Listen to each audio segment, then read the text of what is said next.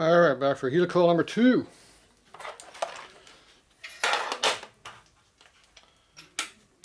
Let's see how quick they can do this one. See how we already did everything already.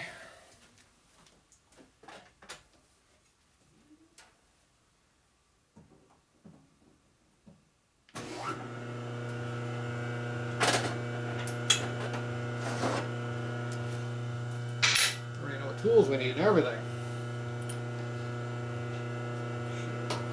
A little deeper. There we go. Okay, so this time we're going to go ahead and, I don't know, I can't really see too much over here.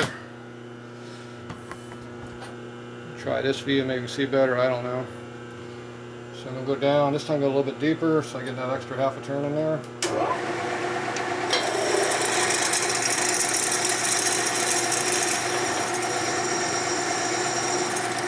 A little bit deeper.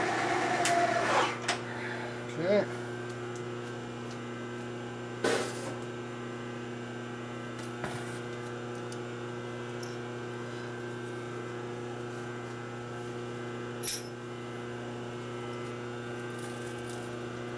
Didn't have to tape everything off this time because we're not near the valve spring hole anymore. Airline over here. Blow the chips away from the spring.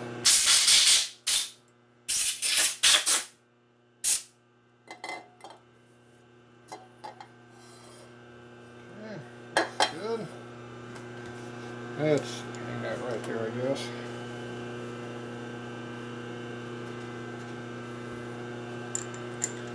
Tap.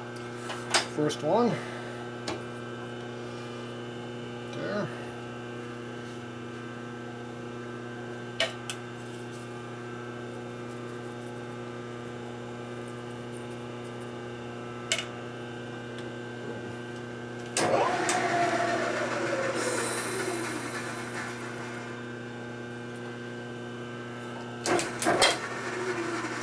Oops, went the wrong way to switch.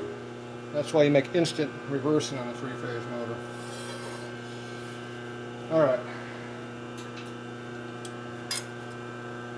So we bottomed that one out. All the way down.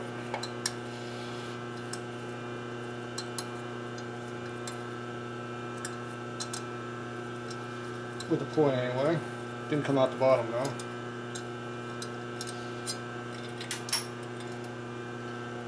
That one.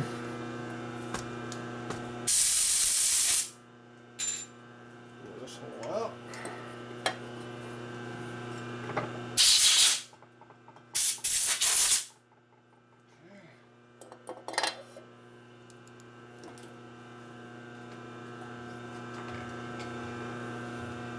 Get the bottom in tap now.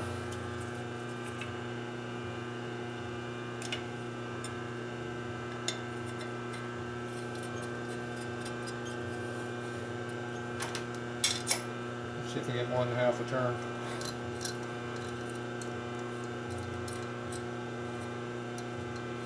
Half, 1.5, 2, 2.5, a little over 2.5. That's how much that's cut, 2.5 turns worth. That's the way you cut it, you get 2.5 more threads. We'll blow it out, do it one more time just to make sure.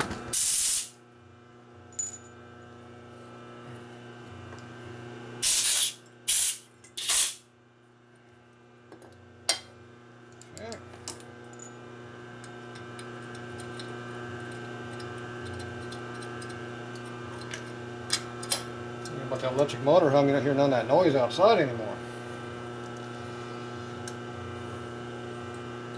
Okay, all the way down and no extra. We're all in. Okay. Final blow off.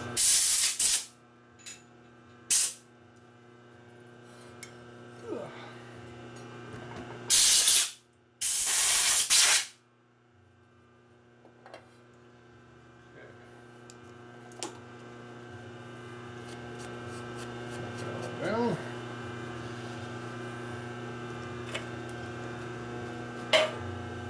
Okay, back to the other side now.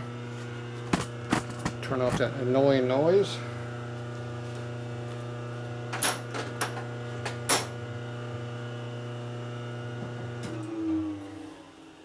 Noise gone.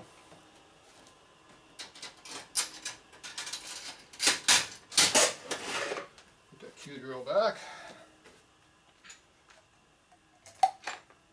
Clean up our tool area. Okay, we're going to use one of these long helicoils again.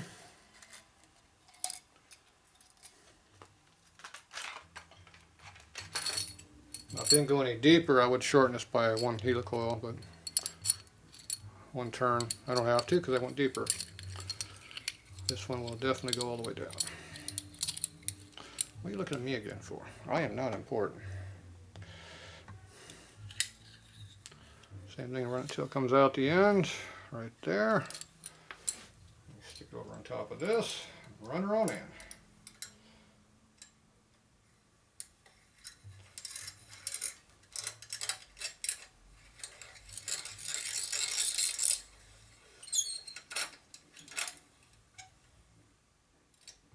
Zero, at least a quarter turn extra. Don't want to go any more than that. Definitely want to go more than that. That's basically flush. See how the helicoil is right here on the edge, right there.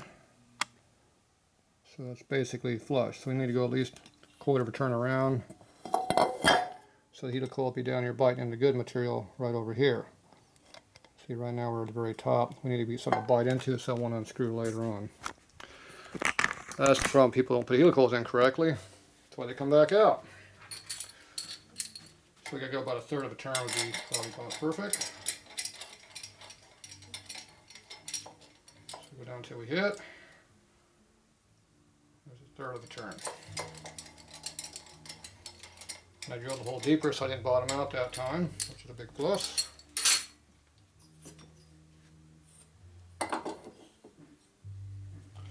So now when you look at the helicoil, you can see how right there it's in good solid material down in there. You don't have to worry about it being not all the way in. So there you go. How far from the bottom of the hole. I don't know if you can see in there or not how deep that hole is in there, but it should be deep enough I can pop it off without too much effort. Definitely a lot easier than last time. The second time you do stuff is always easier than the first time. Well, not always, but usually. 90% of the time. Okay, we're going to try this tool this time. Just the side that's released. That's the side that goes in first. One quick little pop, that's all it takes. Either it comes out or it doesn't. There it is right there, came right out. Make sure it's nowhere near your motor. That gets in that valve spring and go through the whole motor and destroy stuff. And those are stainless steel tanks, so they don't come out with no magnet, and they're very strong and hard. They do lots of damage. Guess how I know? I've seen them before inside motors. Make sure all the chips are out, and that's good to go. All right. Take our screwdriver, grab our head. Let's go see if we can screw this up over here again on the table.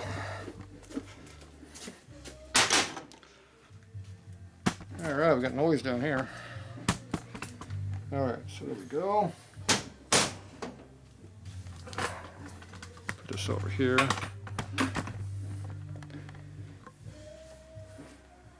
Studs right here.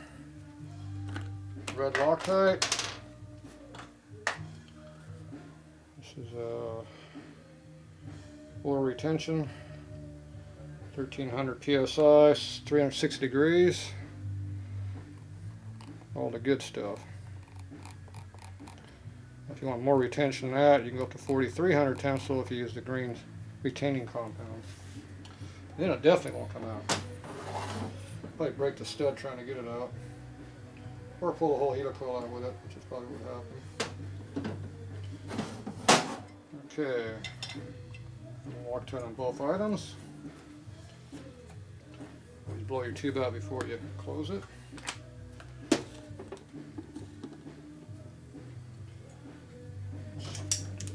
method here.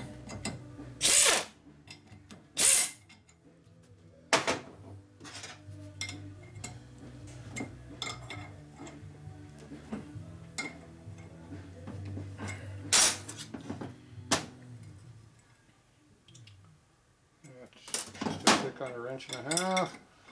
Go one more flat. Might have to go one more again. Yeah, probably. One more flat. Looks good to me.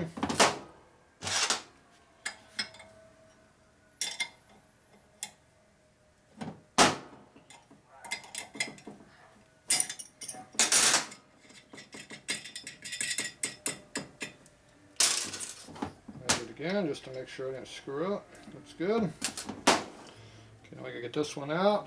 I don't know if the Loctite is set up yet. Let's find out. It has. Yep, and it broke free. So it wasn't quite all the way in. Where's those fancy new pliers I got? We got those new Critmix pliers. Those things right there, whatever the hell they call it. However you say that. I'm thinking of this one right here. Looks like the one we're going to use. Let's see how good these things are.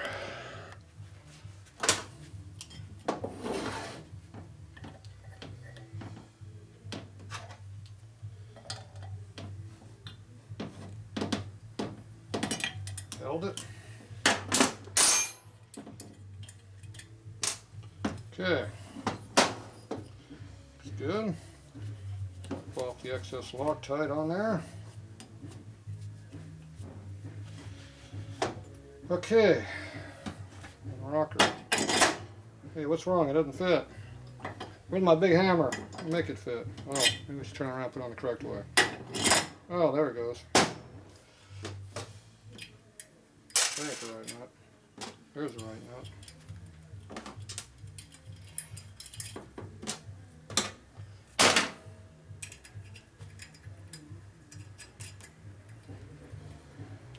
Okay.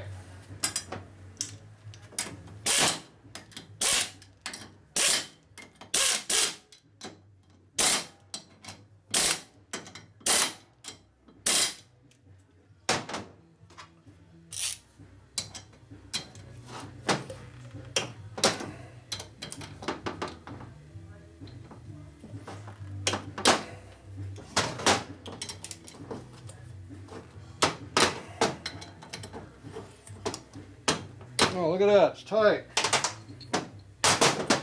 Now, is the rocker arm going to work? Oh, it barely moves. It feels a little something in there. It's pretty free. I'm going to hit it just a couple times just to make sure. So when you beat on your rocker arms, you need a steel hammer because you want the shock load. You could use brass if it didn't work as good. Hit it right on the steel arm, not on the brass part over here. Steel arm. Put in the spots here where it doesn't matter. When you hit on this, don't hit on the top of that dumbass. Hit it over in the corner right here. See, boom, like that. And flip it around and do the same thing on this side. Boom. So you can go each way, this way, that way, this way, that way. These are all held in with dowel pins. See these dowel pins right here? Well, they have clearance in these things. They're not 100% good. So they actually have a little clearance. So I gotta put the camera up to show you, but there's a thou or two clearance in those things. When you measure stuff, it's actually about 3 or 4, but with the way the machines are machined, they don't move very far, but hear it? That's clearance, see? I'm just rocking back and forth. So you got clearance on these. Well, as you clearance this, your hole pattern will move back and forth a little bit, and that's what makes them tight. So all we're doing is trying to center things up, and we got torque on this, so it's not going to be easy to move, so you got to give it a decent hit. Can't baby it.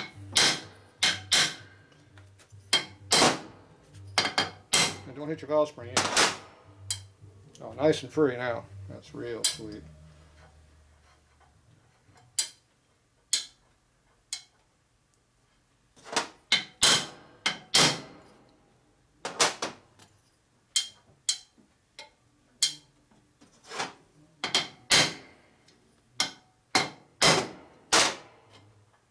Now sometimes you do that, it gets worse, and that means go the other direction.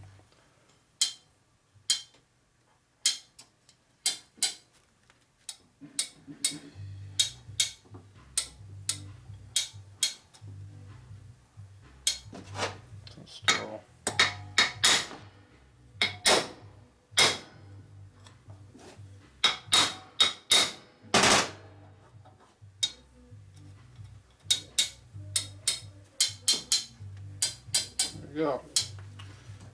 Nice. Now, put a little bit of oil on the tips here, just in case.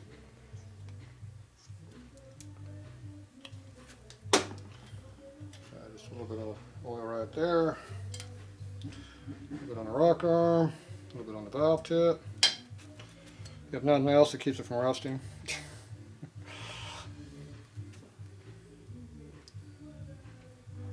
There we go. Alright. Heads are done, finally. Been fighting me for weeks.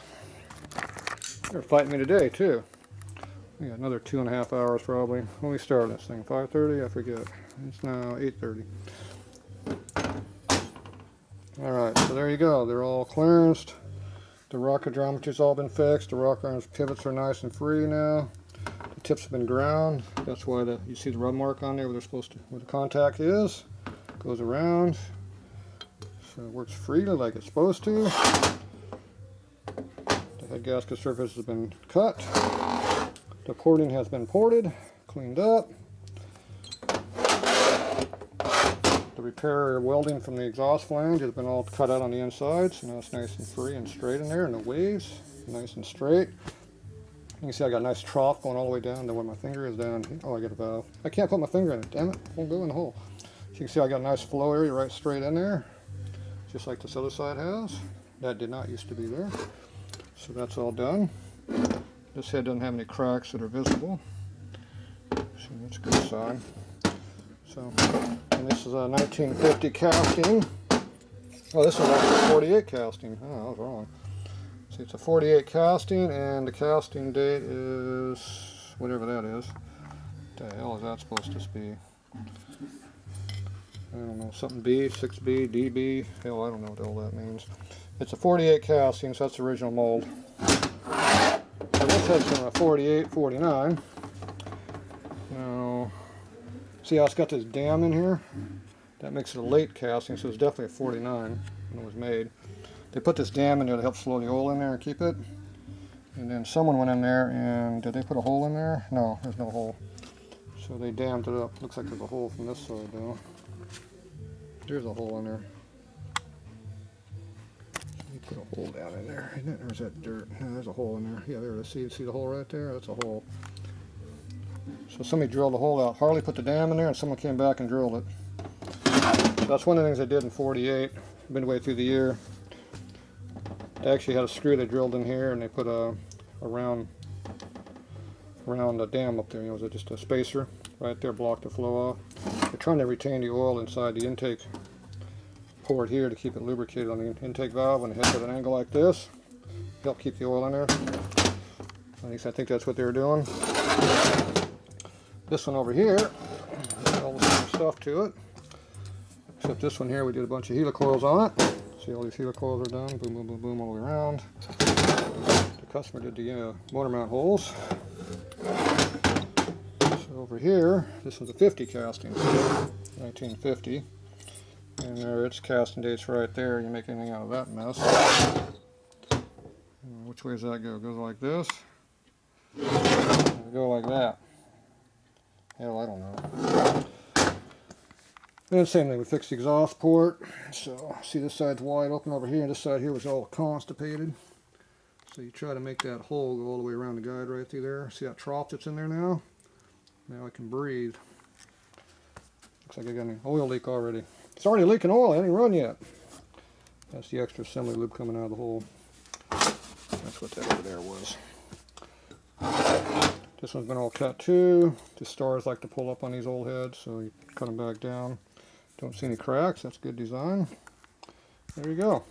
Oversized intake valve. Our intake port. Trying to make it where it can breathe up under here is what you're trying to do. The right angle you can see in there like that. If you can see around the valve guide hole at all, that's a good sign. Sometimes you can only see half the valve guide. Sometimes you can barely see the guide at all. That's why you cut this area all out through here so the air can come around the back side. Alright, there you go. One set of heads ready to go. And these have been converted for O-rings, so they're basically like a 55 and later head now, but they're not, they're early heads. Alright, that's it for that set. Time to move on to something else. No, it wouldn't be that project, would it? No, we're not going to do that. That's it.